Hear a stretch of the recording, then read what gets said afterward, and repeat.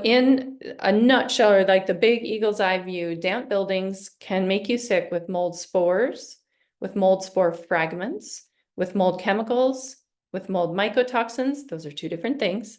The chemicals are off-gassed when it's just living, and then the mycotoxins are off-gassed or are made on purpose when there's a competitive environment. There's also bacteria and bacterial byproducts. So a responsible testing plan would look at all those different ways that mold could make you sick.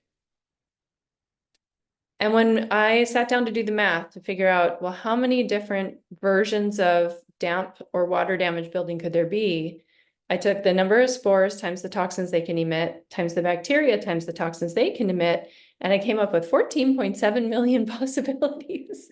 So this is why we miss mold. And then every single person reacts differently. So we know that it's a multi-system, multi-symptom illness. That Dr. Richie Shoemaker coined that phrase, multi-system, multi-symptom.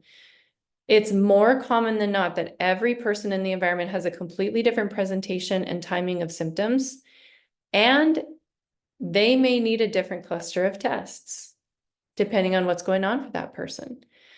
To be clear, however, every living being is affected by mold and mycotoxins. It just may take more time for some people to get sick than others.